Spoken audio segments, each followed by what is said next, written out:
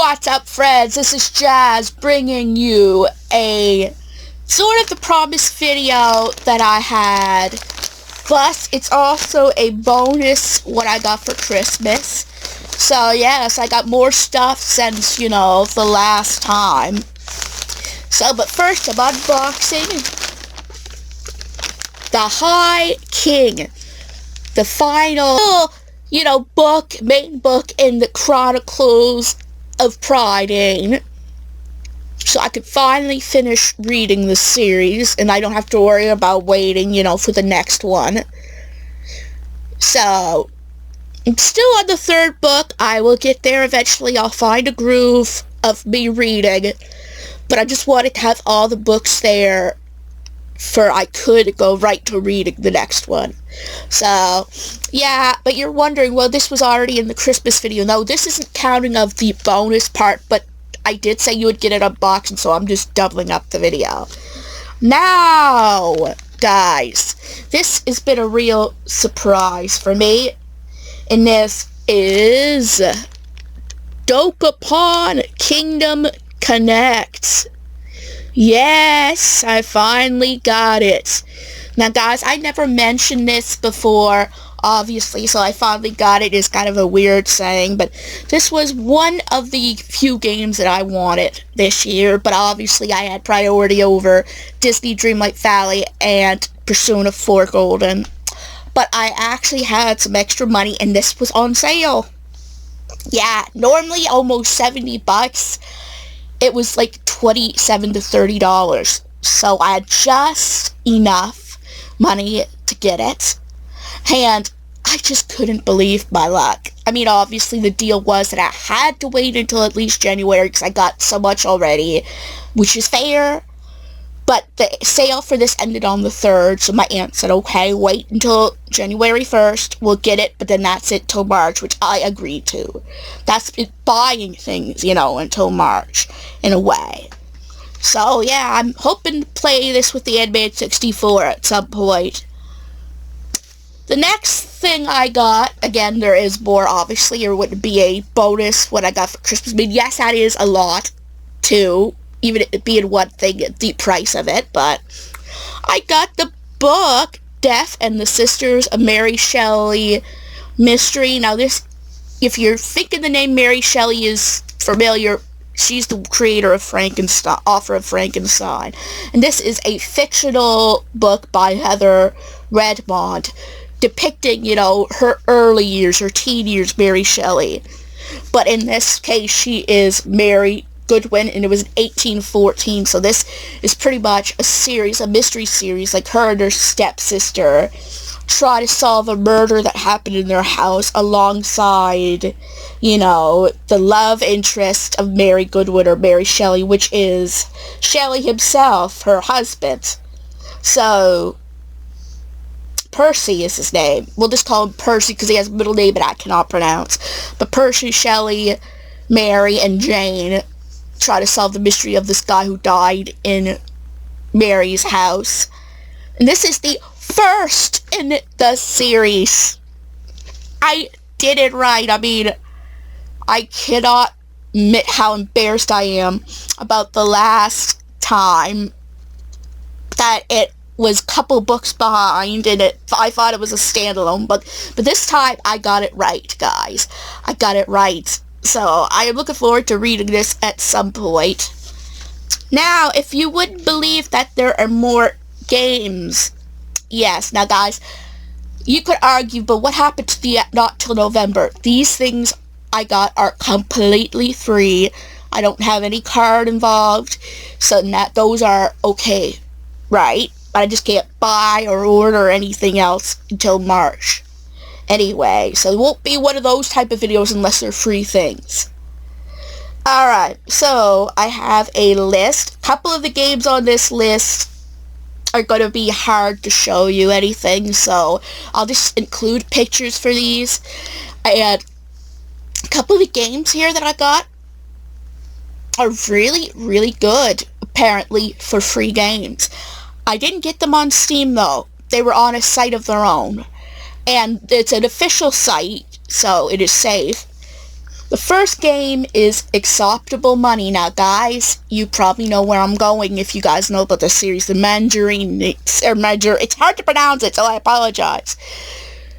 That series, right? And I can't say much about it, about these, obviously, but pretty much the premise for Acceptable Money is that you have to keep making money. So it's one of those games that are idle. And you would think, oh, what is so fun about that? There's letters that are sent to you, and you get story based on it. So unlike a lot of those clicker games, there's actually more story involved in this game. So, yeah, so you pretty much just have to get, to the end and try to get as much money as you can in that game. Percent of Liberty is the first game in the series, really, but it's... No, not really. It's the Acceptable Money is meant to be like a prequel to Percent of Liberty, where in this one you're trapped in a prison, and you keep getting letters from like 4 different people, maybe 5, but a lot of different people, and you don't really do anything. That is more idle than the Acceptable Money, right? You only have one real decision in the game. But the point is the story, right? And it's a game you just leave. You could leave running. You could do other things. But the story is really good, right? And the characters are really memorable, apparently. So, the last one in that series is the Mandatory Archive. Now, out of all the games, it is the most... action. When I say action, it's you get the most involved in this game out of all of them. You actually have to do things in this game. So, it's probably, in a sense, then the hardest of all of them, because you have to actually pay attention. But it gives you more backstory on the other games, too. So, it's a series, like, in itself, right? Although, unfortunately, the creator of this game can't even say it, right? Because it would be plagued on YouTube, but most people know. So, there was a possible remake of it, which I don't know now will ever happen, right? Because of that situation, but that would have cost money, right? But you know what? From what I hear how good those games are, I probably would have paid for that at some point, but it's just a shame, right? Alright, guys. The last 3 games are on Steam, so I can show you a little bit more. You're just imagining it. Yeah. I'm gonna say thank God it's free. Right. You know what? I'm gonna tell you more in the next video this appears in, but I'll give you spoilers. I beat it. Yeah, do you want to know the record? 20 minutes. 20 minutes to beat this game. And I am going to say it in my next, games I beat video. Because I did beat it. And it was a game. Just, oh. Guys, thank God it was free. That's all I can say. Because, waste of time. Yeah, guys. I will give credit in one area. It shows realistically it could take a long time to be taken seriously by a doctor. And they got that pretty realistically. But that was about it, guys. The gameplay was a little confusing. You're supposed to be able to go less time, But I don't know what.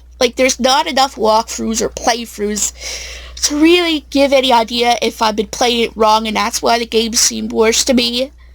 But even with it taking 8 game years in my playthrough, it took me only 20 minutes. So, it could be less time than that. Guys, maybe not the worst thing I've ever gotten for free, but for something that was meant to be that should have been a little more fun, it wasn't. Jeez, okay, the next game